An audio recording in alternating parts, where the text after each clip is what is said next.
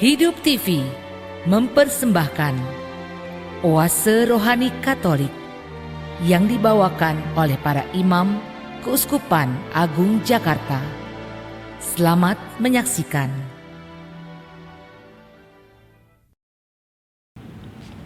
Sahabat Oase Rohani Katolik yang terkasih semuanya, apa kabar? Jumpa lagi dalam kesempatan permenungan ini. Dan kita mau melihat bahwa pengalaman-pengalaman hidup kita adalah pengalaman di mana Tuhan memberikan rahmat dan juga senantiasa mau mengandalkan kita demi kebaikan hidup kita secara pribadi, juga mau untuk kebaikan bersama di tengah masyarakat. Namun mengawali permenungan kita pada kesempatan kali ini, mari kita mengawalinya dengan doa dan mohon berkat juga untuk perjumpaan dan permenungan kita kali ini. Dalam nama Bapa dan Putra dan Roh Kudus, amin. Rahmat Tuhan kita Yesus Kristus, cinta kasih Allah dan persekutuan Roh Kudus bersamamu dan bersama rohmu. Saudara-saudariku yang terkasih, kesempatan hari ini kita mau melihat bahwa begitu besar rahmat Tuhan yang membentuk hidup kita, hingga pada akhirnya sebenarnya kita dibentuk untuk siap dipakai atau diandalkan dalam setiap segi kehidupan kita. Mungkin di dalam keluarga, atau mungkin di tengah masyarakat, dan juga di dalam pelayanan gerejawi. Maka mengawali permenungan kita merendahkan diri di hadapan Allah. Kita mohon ampun untuk dosa-dosa dan kelemahan kita. Tuhan kasihanilah kami, Tuhan kasihanilah kami, Kristus kasihanilah kami, Kristus kasihanilah kami, Tuhan kasihanilah kami, Tuhan kasihanilah kami. Semoga Allah yang Maha Kuasa mengasihani kita, mengampuni dosa kita dan menghantar kita ke hidup yang kekal. Amin. Marilah kita berdoa. Allah Bapa kami yang bertahta dalam kerajaan surga, Engkau senantiasa menganugerahi kami hari yang baru dan indah ini untuk kami jalani. Bimbinglah langkah kami dalam setiap kegiatan kami hari ini, dan buatlah kami untuk selalu mengandalkan Engkau, pangkal iman dan kehidupan kami. Semoga hari ini kami dapat menyenangkan Engkau dan berbuat baik kepada sesama, sehingga kami tidak mengecewakan Engkau. Demi Yesus Kristus Putra-Mu Tuhan kami, yang bersama dengan Roh Kudus hidup dan berkuasa kini dan sepanjang segala masa. Amin. Mari kita mendengarkan sabda Tuhan.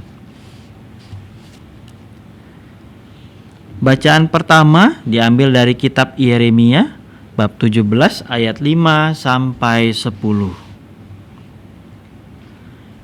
Beginilah firman Tuhan, terkutuklah orang yang mengandalkan manusia, yang mengandalkan kekuatan sendiri, dan yang hatinya menjauh dari Tuhan.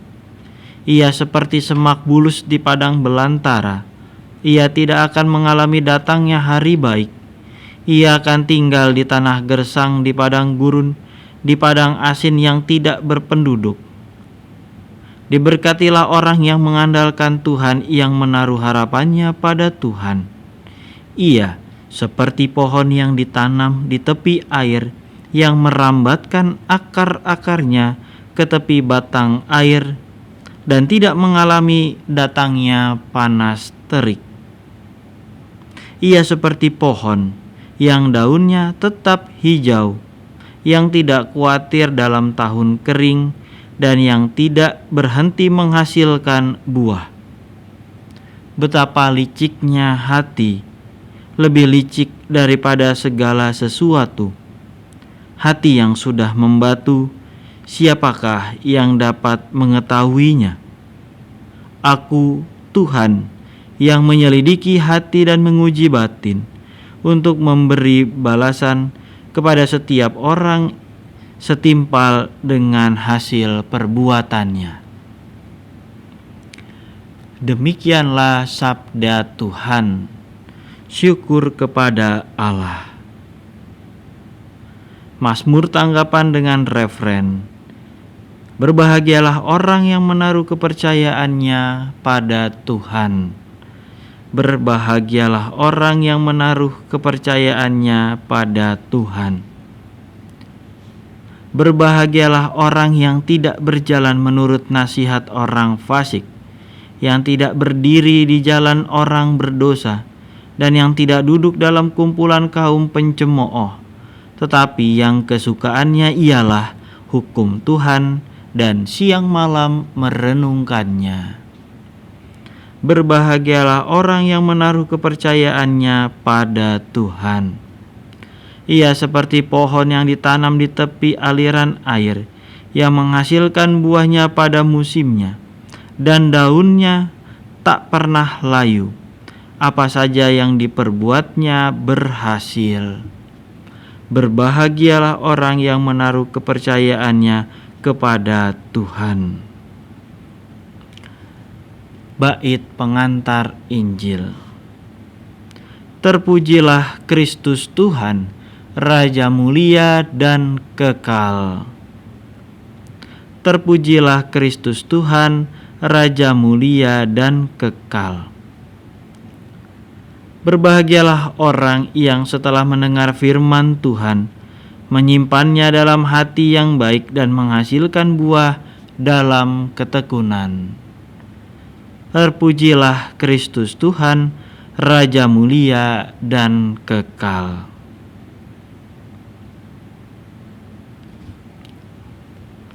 Tuhan sertamu dan sertamu juga.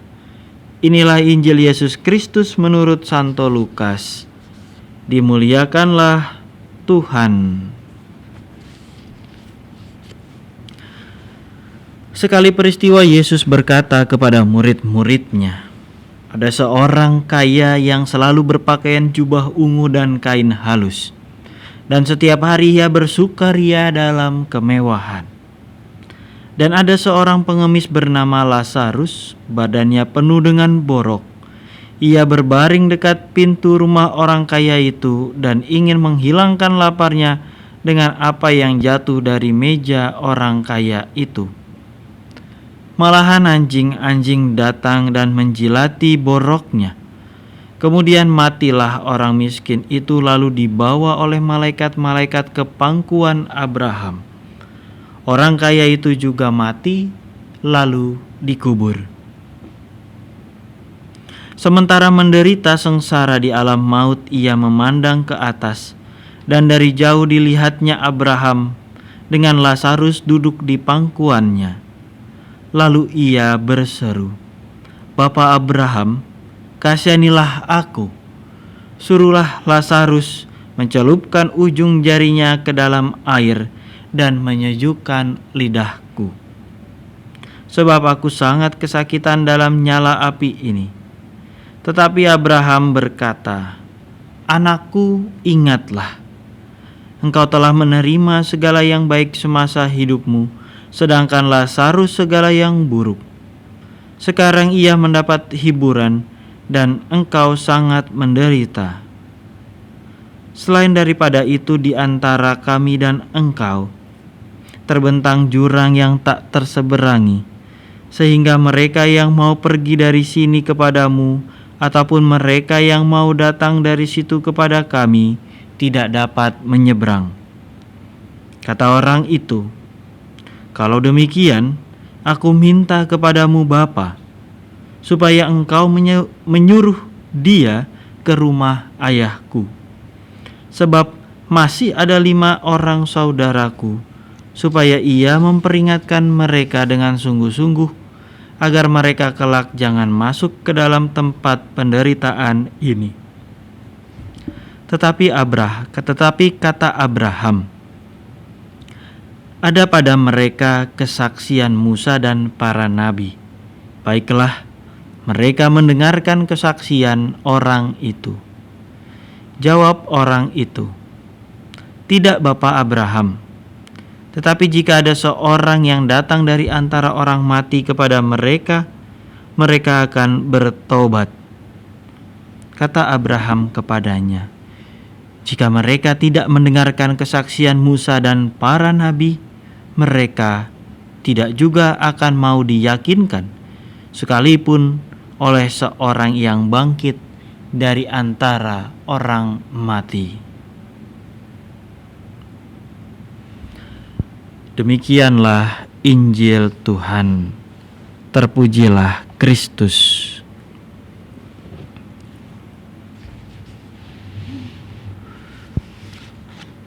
Romo Diakon,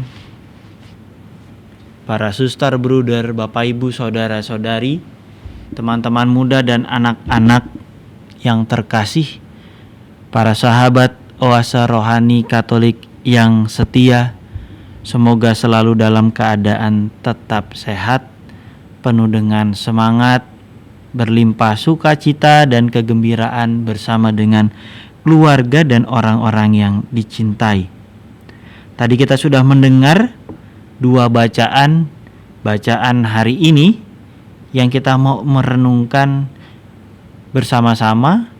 Saya mau membagikan apa yang saya renungkan dan bagaimana kita dipanggil oleh Tuhan untuk dapat diandalkan olehnya berbuat kasih kepada sesama. Saya akan bagi permenungan ini menjadi dua bagian. Bagian yang pertama adalah bagaimana menjadi pribadi yang sungguh-sungguh menyadari bahwa kita adalah pribadi-pribadi yang berahmat, yang selalu mengandalkan Tuhan.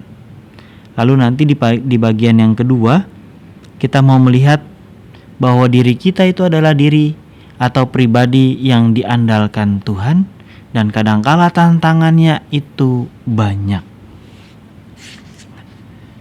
Bacaan yang pertama dari kitab Nabi Yeremia diceritakan atau dibandingkan dalam teks tadi antara orang fasik yang mengandalkan dirinya dan juga orang yang mengandalkan Tuhan. Orang yang mengandalkan dirinya dikatakan tidak akan memiliki hari yang baik. Ya. Saya membayangkan itu adalah hari-hari yang penuh dengan kesusahan. Mau sebaik apapun pengalaman yang diterimanya, pengalaman-pengalaman yang menggembirakan, tetapi karena semua fokusnya adalah diri sendiri, tetap saja merasa selalu ada yang kurang. Jadi semuanya dipandang dalam sudut pandang ketidakcukupan atau penderitaan. Nah, dibandingkan dengan orang yang mengandalkan Tuhan, bahwa ia tahu bahwa hidupnya memang serba tidak cukup, tetapi yang mencukupkan itu adalah Tuhan. Dan orang yang berpegang kepada Tuhan digambarkan tadi seperti pohon di tepi aliran sungai yang merambatkan akar-akarnya ke arah sumber air yang mengalir itu, ke arah sungai. Sehingga ketika panas, ketika mengalami terik, tidak pernah kekurangan kesejukan, tidak pernah kekurangan rasa bahagia dan damai.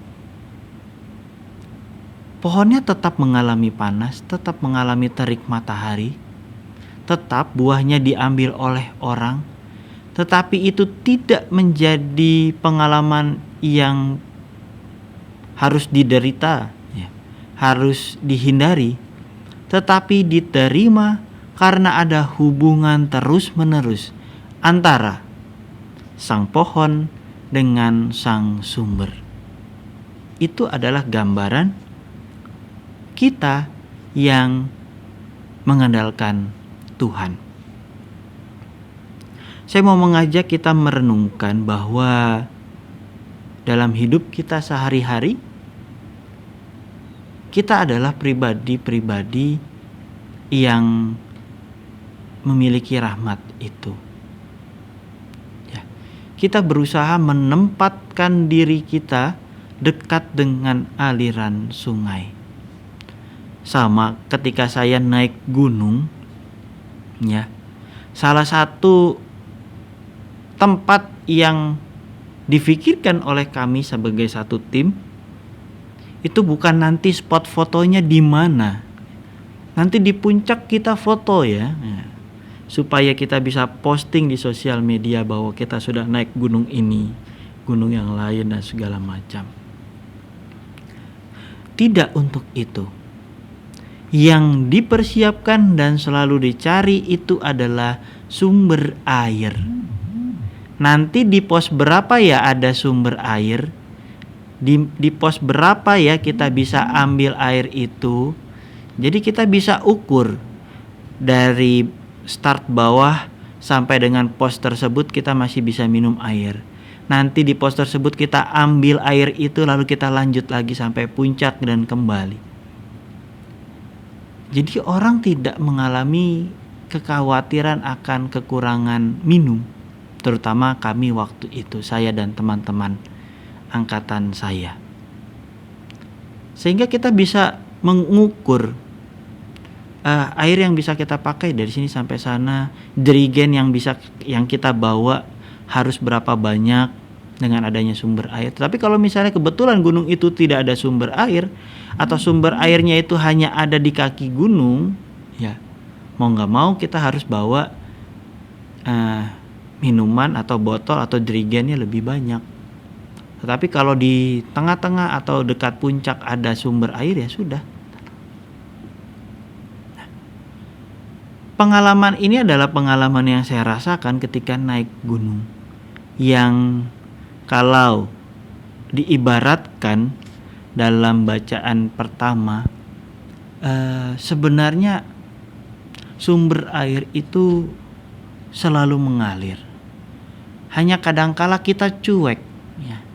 Yang namanya sungai, yang namanya sumber air kadang, oh iya itu ada sumber air, oh iya itu sungai.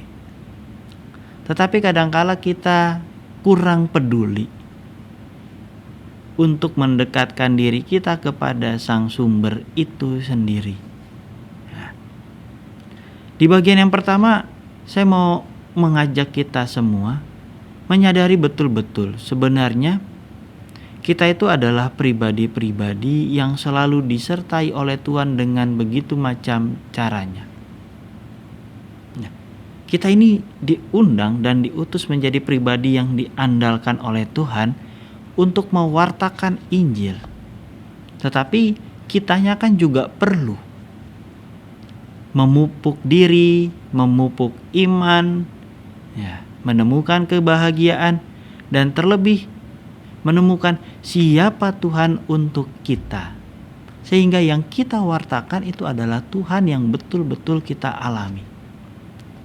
Dia adalah sungai atau sumber air yang selalu mengalirkan rahmat-Nya untuk kita. Maka di bagian yang pertama mari kita renungkan, yaitu bagaimana proses menjadi orang yang siap diandalkan oleh Tuhan. Tahap pertamanya adalah betul-betul mencari dan mengenal Tuhan dalam hidup keseharian kita. Mencari bagaimana Tuhan itu menyertai dan membimbing kita dalam hidup sehari-hari.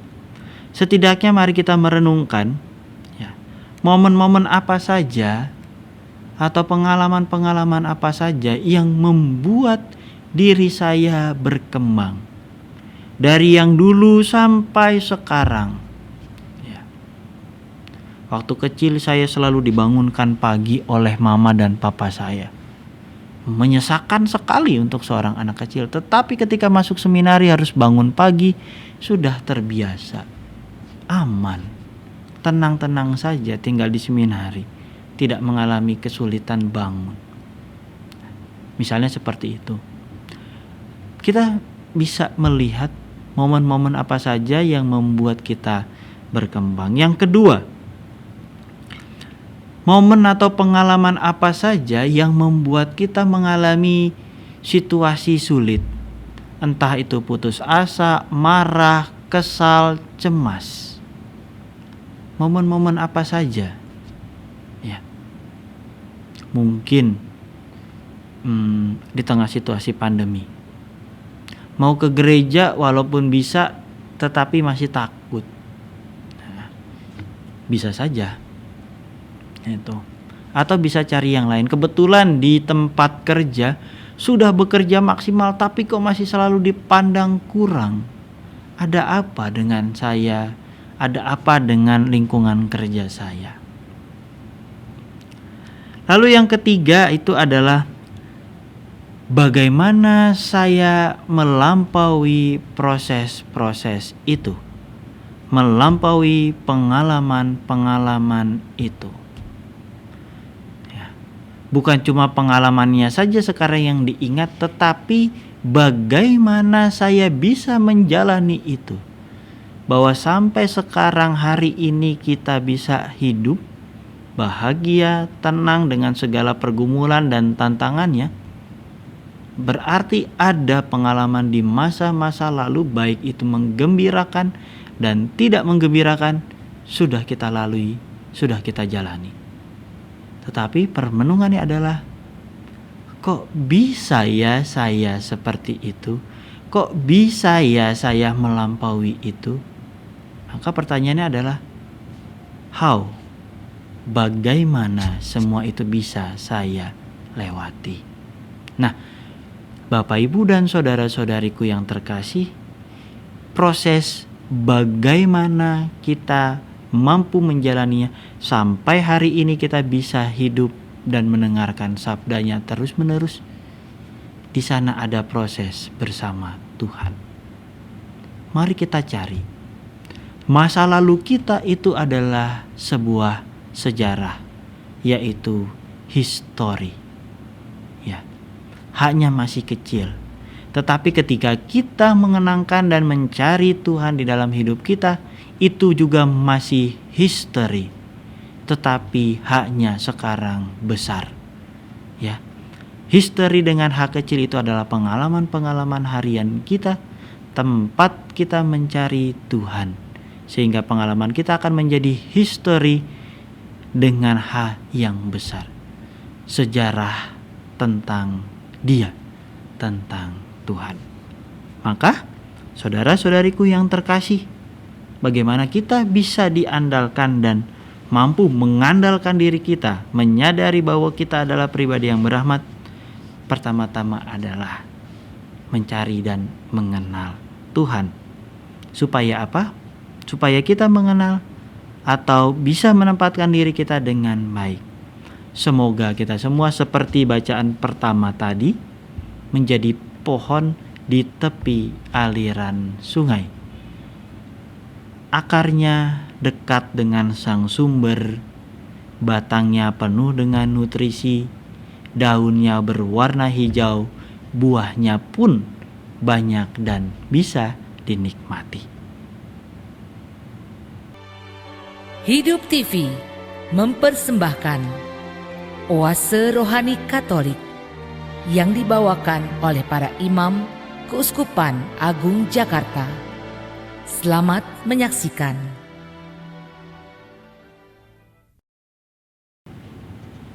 Romo Diakon, Suster Bruder, Bapak Ibu, Saudara-saudari, teman-teman muda dan anak-anak yang terkasih, para sahabat Oase Rohani Katolik yang selalu diberkati oleh Tuhan. Kalau tadi di dalam part yang pertama atau bagian yang pertama, kita mencoba untuk mensyukuri, menyadari bahwa kita ini adalah pribadi yang berahmat. Tetapi menjadi pribadi yang berahmat juga punya tanggung jawab untuk berangkat kepada arah hidup selanjutnya. Yaitu yang saya tawarkan adalah menjadi pribadi yang dapat diandalkan oleh Tuhan. Rahmat selalu diberikan supaya kita pun dengan penuh tanggung jawab melaksanakan rahmat itu dalam hidup kita sehari-hari. Nah, dalam bacaan Injil yang sudah cukup kita kenal, ketika orang kaya dan Lazarus masih hidup, mereka tinggal berdampingan, tetapi yang satu kaya, yang satu itu menderita sekali, miskin dan menderita. Lazarus dan juga si orang kaya. Tetapi ketika mereka meninggal, Lazarus bersama Bapak Abraham dan si orang kaya tinggal di tempat yang tempat penderitaannya. Nah, pertanyaan adalah kenapa? Ya, seperti itu. Kalau saya merenung-renungkan, itu karena si orang kaya kurang mampu untuk melaksanakan rahmatnya demi kebaikannya dan demi kebaikan sesamanya. Rahmat yang ia terima dari Tuhan itu hanya untuk dirinya, untuk kesenangan dirinya, mungkin hanya untuk keluarganya. Sementara ada Lazarus yang di dekatnya, ia tidak memperhatikan. Nah, saudara-saudariku yang terkasih, dalam sudut pandang bangsa Yahudi, terutama dalam konteks kitab suci kita yang tadi kita dengar dalam bacaan Injil, ya, gambaran orang kaya itu adalah orang-orang yang diberkati oleh Tuhan, yang hidupnya baik di Tuhan, di mata Tuhan. Ya, gambaran bahwa mereka punya kekayaan, hidup keluarga sejahtera, itu adalah gambaran orang yang diberkati. Nah, punya istri, punya anak yang banyak, ya. Lalu ada keturunan juga, ada ternak yang banyak, ada lumbung makanan yang tidak pernah kosong, punya hamba yang banyak membantu dan melayani, ya. Gambaran kekayaan, dan itu juga menjadi tanda rahmat Tuhan. Dalam perjanjian lama maksud saya, itu juga ada pribadi-pribadi yang berahmat. Contoh Abraham, ya, yang tadi ada. Kita ingat janji Tuhan, yaitu berkat tanah dan keturunan. Tuh. Dan Abraham menjadi pribadi yang kaya, memang berkecukupan lebih. Lalu ada Raja Daud yang mengandalkan Tuhan dalam setiap pertempurannya, akhirnya diangkat menjadi raja, akhirnya menjadi raja yang masyhur, agung, mewah, ya. Diberkati Tuhan, dirahmati Tuhan, menjadi pribadi yang luar biasa. Berikutnya ada Salomo. Salomo memohon rahmat, hikmat kepada Tuhan. Dan kita tahu pada zaman Salomo kerajaan Israel megahnya luar biasa. Ya. Itu adalah gambaran bangsa yang diberkati, dibimbing, disertai oleh Tuhan. Ada kelimpahan rezeki, kelimpahan materi. Tokoh lain misalnya ada Ayub. Walaupun kisahnya nanti Ayub dicobai, tetapi bahwa Ayub menjadi orang kaya pada zamannya adalah gambaran orang yang diberkati. Teman-temannya pun mengakui, kamu itu orang yang diberkati, hartamu banyak, segala-galanya ada, berkecukupan. Jadi dalam kerangka itu, saya mau mengajak kita melihat bahwa sebenarnya orang kaya itu adalah orang yang juga diberkati oleh Tuhan. Dikatakan dia adalah orang yang kaya, berpakaian jubah ungu dan halus. Jubah ungu dan kain yang halus itu hanya bisa dibeli oleh orang kaya pada zaman itu. Sementara orang-orang yang biasa, menengah ke bawah, ya pakaiannya jubah biasa yang agak tebal dari bulu-bulu, tidak ada bulu, tetapi ya mirip-mirip karung goni, ya. Jadi memang dari bahan yang sangat sederhana yang mudah ditemukan, tidak seperti pakaian orang kaya ini. Ini mau menggambarkan bukan hanya kayanya saja, tetapi sebenarnya dia juga adalah pribadi yang diberkati dan dirahmati oleh Tuhan. Tapi pertanyaannya, kenapa? Ada apa dengan orang kaya setelah meninggal kok ada di tempat penderitaannya. Nah, di dalam bacaan Injil sebenarnya jelas bahwa si orang kaya tidak peduli dengan hidupnya Lazarus. Lazarus makan dari kelebihannya, malah yang jatuh-jatuh dipungut-punguti makan untuk dimakan oleh Lazarus. Artinya tidak diberikan, tidak ada kepedulian, tidak ada tindakan, tidak ada perhatian. Makanan yang jatuh itu kan makanan-makanan yang bukan sisa, masih mending sisa, ada niat untuk disisakan. Tapi makanan yang jatuh adalah makanan-makanan yang ya terbuang gitu, makanan-makanan yang terbuang, bahkan tidak disisakan. Dan kita bisa membayangkan Lazarus itu mengambil makanan dari hasil makanan buangan. Nah, tidak ada kepedulian. Nah, dalam permenungan saya mau mengajak kita ini adalah pribadi-pribadi yang kaya dengan rahmat Tuhan. Tetapi kadangkala kita tidak mau berangkat atau beranjak pada tanggung jawab berikutnya. Tanggung jawab berikutnya adalah menjadi pribadi yang dapat diandalkan Tuhan. Ya. Bukan karena rahmat itu akhirnya kita terikat harus bertanggung jawab pada sama, tidak. Tetapi karena rahmat itu memampukan kita dan kita bisa diandalkan untuk berbagi kepada sesama. Hanya kadangkala tantangannya berbeda. Misalnya tantangan itu adalah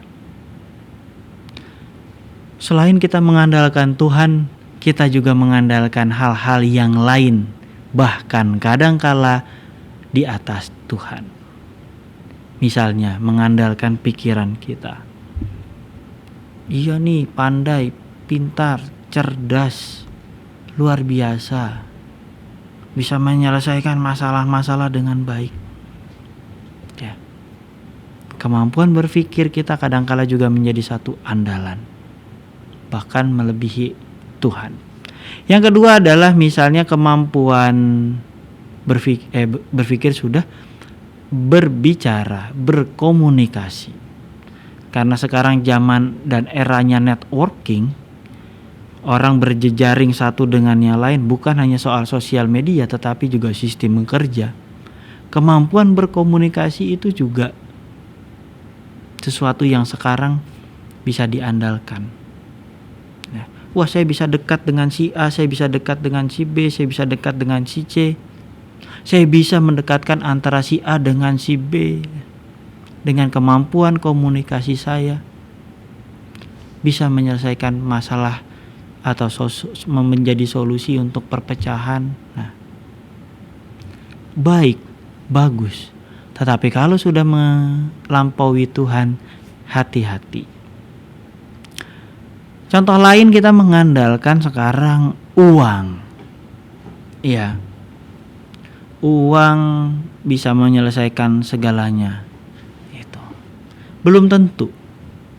Ada sisi-sisi di mana uang juga tidak bisa memenuhi kebutuhan kita. Maka perlu waspada. Sekarang juga mengandalkan sosial media. Ya.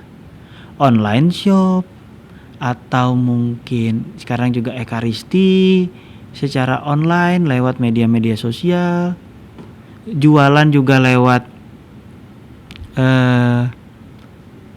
media sosial. Betul, itu adalah sarana yang bisa kita pakai, tetapi jangan dijadikan satu-satunya andalan kita. Nah, kemampuan-kemampuan ini baik untuk selalu dikembangkan, tetapi jangan sampai ini melampaui bahwa kita selalu mengandalkan Tuhan. Gitu ya. Lalu yang kedua, kadangkala tantangan berikutnya adalah keraguan di dalam diri kita sendiri. Itu. Keraguan soal sebagai pribadi yang berahmat sudah kita renungkan di bagian yang pertama tadi. Artinya kita melangkah kepada suatu tantangan yang baru, yaitu adalah bahwa sungguhkah kita bisa terlibat di dalam kehidupan bermasyarakat. Kadangkala kita banyak berpikir, ada banyak perbedaan, ada sistem yang kurang cocok dengan saya dan segala macam. Itu semua tantangan-tantangan yang perlu kita sesuaikan ketika kita sudah mulai terlibat di tengah masyarakat. Tidak perlu takut bahwa kita itu adalah pribadi yang sebenarnya bisa untuk terlibat. Kadangkala kita takut dan bingung, nanti kalau sudah saya terlibat, saya bisa berbuat apa? Itu. Nah, kalau saya lebih mengajak, ya sudah, nyemplung aja dulu, atau terlibat saja dulu, sehingga apa? Sehingga nanti bisa menyesuaikan diri. Ya. Kalau istilah anak zaman sekarang itu adalah cek-cek ombak. Lihat-lihat penyesuaian. Nanti kalau sudah betul-betul masuk, tinggal kita lihat peluang kita bisa bantu di bidang ini, kita bisa bantu di bidang ini. Ya. Keterlibatan dimulai dengan ketika kita memberanikan diri masuk ke dalam situasi konkret. Nah, yang terjadi pada orang kaya tadi adalah rahmat itu ia nikmati sendiri, bahkan ketika berjumpa dengan orang yang ada di depannya, ia tidak peduli. Nah, tentu yang dimaksudkan oleh Yesus adalah bahwa kita diundang untuk menjadi pribadi yang bisa diandalkan. Diandalkan untuk apa? Untuk berbuat nyata bagi sesama. Kalau bisa memberikan makanan sedikit kepada sesama, silakan lakukan. Kalau bisa menyumbang, misalnya mengajar untuk anak-anak yang sekarang sedang membutuhkan di masa pandemi, lakukan. Di tahun ini, tahun refleksi Keuskupan Agung Jakarta, semangatnya ada 3. Semakin mengasihi, semakin terlibat, dan semakin menjadi berkat. Nah, ketiganya ini kalau saya renungkan adalah sebenarnya kita diundang menjadi pribadi yang betul-betul diandalkan Tuhan untuk melanjutkan karya keselamatan. Mengasihi, siapa yang dikasihi, ya tentu kita belajar untuk mengasihi Tuhan. Dekat dengan Sang Sumber seperti bacaan pertama tadi. Kasih kepada Tuhan selalu mencukupi segala kebutuhan kita. Terlibat artinya mau berbuat nyata. Ada aksi yang konkret. Dan pada akhirnya menjadi pribadi yang membawa berkat bagi sesama. Berkat itu bukan cuma ya diberkati saja, ya. Tetapi itu juga dalam tindakan-tindakan yang konkret. Bapak, Ibu, dan saudara-saudariku yang terkasih, menjadi pribadi yang dapat diandalkan oleh Tuhan membutuhkan kepercayaan diri rohani. Bukan hanya kepercayaan diri secara psikologis, saya mampu berbicara di depan umum, mampu tampil, mampu membawakan renungan dan segala macam. Bukan. Kepercayaan diri rohani adalah kepercayaan bahwa Tuhan selalu menyertai hidup kita, selalu menuntun, mencukupi segalanya. Bahkan pada pengalaman-pengalaman yang memberatkan kita, Tuhan selalu membantu dengan cara-caranya yang luar biasa. Supaya dapat diandalkan oleh Tuhan, mari kita pupuk kepercayaan diri rohani ini. Di hadapan Allah kita selalu disertai, selalu dicukupi oleh Ia. Ia yang memberikan rahmat, Ia pula yang membantu kehidupan sehari-hari kita. Maka jangan takut kalau kita diundang atau diutus atau dipakai oleh Tuhan untuk kegiatan-kegiatan di tengah masyarakat, atau dipakai oleh Tuhan untuk membantu di dalam pelayanan-pelayanan gerejawi. Itu bukan berarti karena Bapak Ibu itu dipilih karena gereja tidak punya pelayan, tidak. Tetapi pasti ada something, pasti ada sesuatu.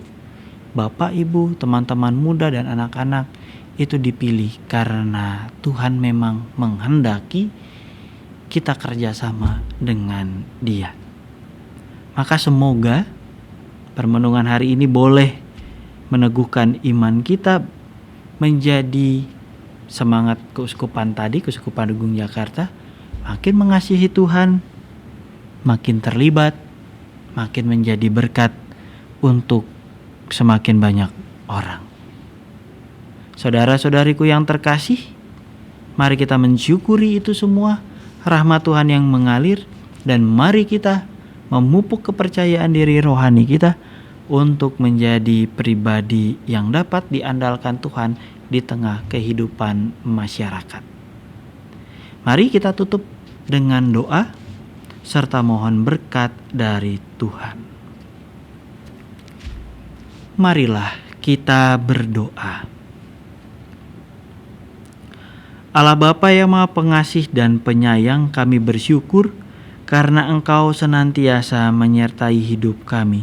Kami selalu ingin dekat denganmu, Sang Sumber yang tak pernah kering, yang selalu mencukupi kebutuhan hidup kami, baik dalam pengalaman-pengalaman suka maupun di dalam pengalaman-pengalaman duka.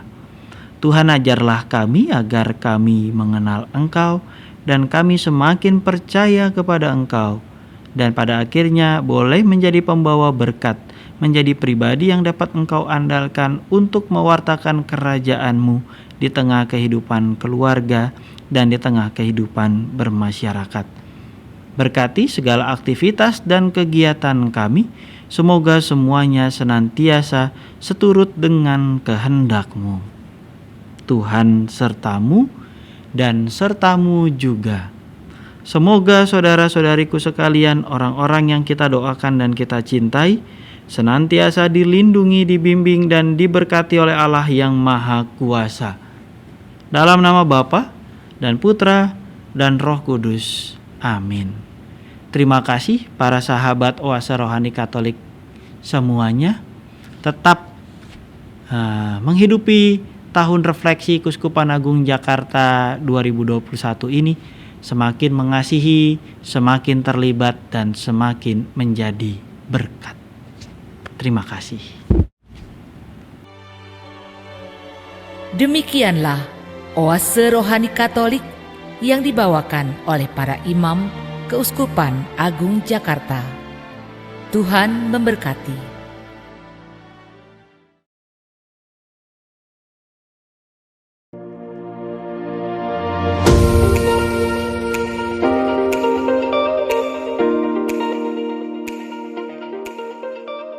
Saudari-saudaraku, umat Katolik Keuskupan Agung Jakarta yang terkasih, kita semua tahu dan mengalami bahwa kita, masyarakat kita, bangsa kita, bahkan seluruh dunia sedang berada dalam keadaan prihatin, bahkan cemas, karena tersebarnya wabah virus corona COVID-19 dengan segala akibatnya di dalam berbagai bidang kehidupan. Meskipun demikian, saya mengajak saudari-saudara sekalian untuk tidak panik, untuk tidak cemas berlebihan, seperti anjuran para pemimpin bangsa kita. Kita berharap dan yakin semuanya akan menjadi baik kembali. Kita berterima kasih kepada para pemimpin bangsa kita yang pasti akan terus berusaha sekuat tenaga untuk menghentikan tersebarnya virus corona ini dan mengatasi akibat-akibatnya. Kita berterima kasih kepada para tenaga kesehatan yang dengan tulus mengambil risiko membantu para penderita untuk penyembuhan mereka. Kita berterima kasih kepada para profesional dalam berbagai bidang ilmu yang terus berusaha mengatasi masalah yang ditimbulkan oleh virus corona ini. Bagi kita, ini semua adalah tantangan kemanusiaan dan sekaligus tantangan iman. Kita doakan saudari-saudara kita yang menjadi korban dari virus ini. Semoga yang meninggal diterima dalam kemuliaan abadi, yang sakit disembuhkan. Mari kita doakan pula para pemimpin bangsa, tenaga kesehatan, dan semua yang dalam satu dan lain cara terlibat dalam memulihkan keadaan. Semoga Tuhan menganugerahkan kepada mereka semua yang perlu untuk menjalankan tanggung jawab mereka. Semoga keadaan ini mendorong kita semua untuk semakin dan terus bertumbuh dalam iman, persaudaraan, dan bela rasa. Keuskupan Agung Jakarta akan segera memberikan pedoman praktis, khususnya di dalam rangka peribadatan. Semoga Allah yang Maha Kasih menjaga dan melindungi kita semua.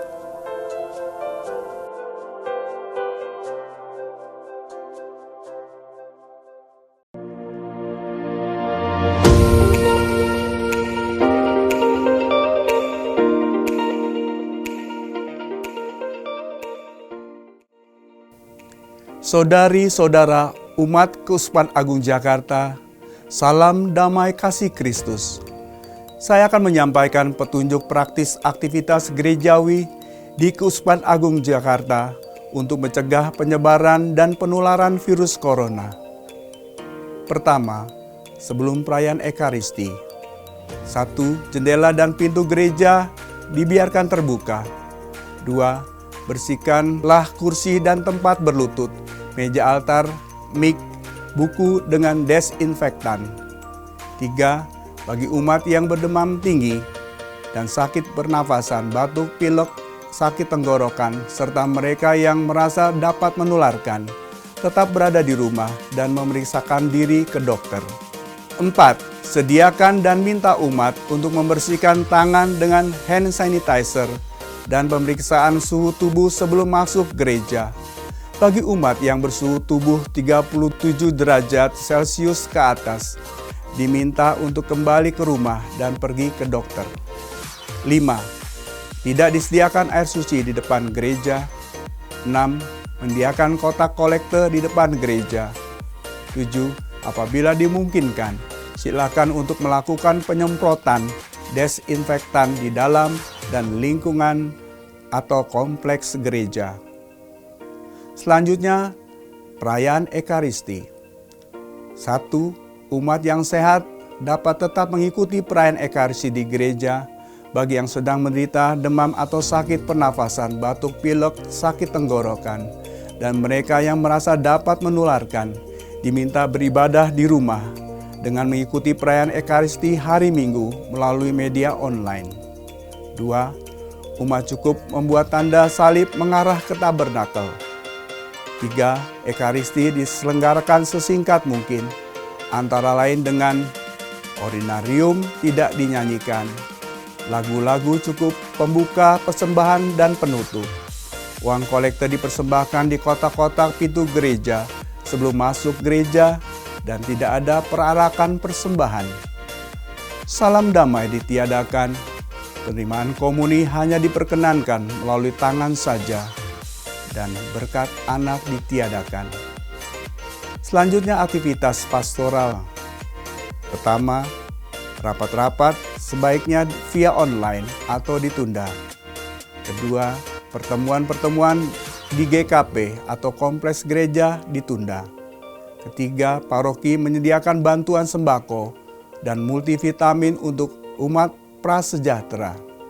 Keempat, saat ini juga menjadi kesempatan yang baik bagi umat Keuskupan Agung Jakarta untuk berbela rasa kepada tetangga yang membutuhkan dengan memperhatikan kesehatan diri. Selanjutnya, sakramen pengampunan dosa mengacu pada ketentuan Kanon 961 ayat 1.2. Bapak Uskup Ignatius Kardinal Suharyo menilai adanya kebutuhan berat untuk memberikan absolusi umum kepada umat beriman selama masa Prapaskah ini. Namun absolusi umum hanya dapat diberikan sejauh tuntutan Kanon 962 terpenuhi. Ada penyelesaian atas semua dosa, sehingga masing-masing berdisposisi layak dan berniat untuk mengakukan dosa-dosa berat satu persatu pada saatnya yang tepat setelahnya. Karena itu sebelum absolusi umum diberikan, hendaknya para peniten dipersiapkan secara sungguh-sungguh melalui ibadat tobat bersama. Absolusi umum ini hendaknya tetap memberi ruang bagi umat beriman yang ingin mengaku dosa secara pribadi. Selanjutnya ada catatan khusus. Pertama, petunjuk praktis ini akan selalu disesuaikan dengan situasi dan kondisi terbaru. Yang kedua, silakan Dewan Paroki Harian menyesuaikan petunjuk ini dengan kondisi dan situasi tempat atau paroki masing-masing. Saudara-saudari terkasih, marilah hidup sehat dan bersih. Kita berdoa agar wabah corona cepat berlalu. Tuhan memberkati.